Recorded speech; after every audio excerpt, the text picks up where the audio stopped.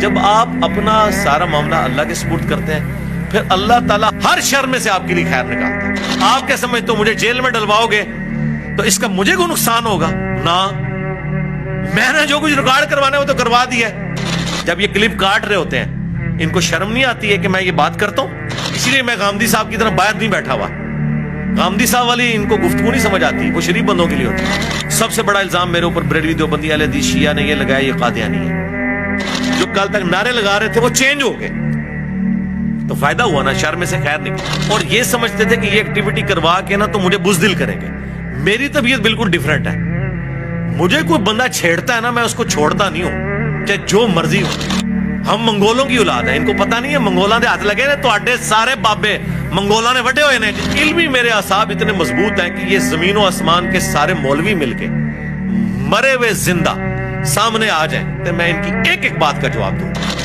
سب کچھ یہ لکھا ہوا ہے، پرانے سلف لکھا ہے. ان کو تکلیف صرف یہ ہے کہ یہ جو باتیں کرتا ہے نا یہ پبلک کو کیوں بتا رہا ہے. چشتی رسول اللہ لکھا تھا تو اپنے تک رکھتا، نہ لکھا میں نے چھاپا میں نے، نہ انہوں نے لکھا انہوں نے چھاپا میں نے تو ہائی لائٹ کیا. کہتے ہیں انجینئر کا چونکہ ابا نہیں ہے اس لیے اس سے کوئی بات نہیں کر سکتا. تو ہم کہتے ہیں رکو ذرا صبر کرو، ہمارا ابا وہ ہے جس کی قبر مدینے میں. کہ آپ کے کئی علماء ان کے ہزاروں سٹوڈنٹس اپنے اپنے مدارس میں صرف ڈگریوں کا انتظار کر رہے ہیں اور پاؤں پہ کھڑے ہونے کا انتظار کر رہے ہیں. ریورٹ وہ ہو چکے ہیں.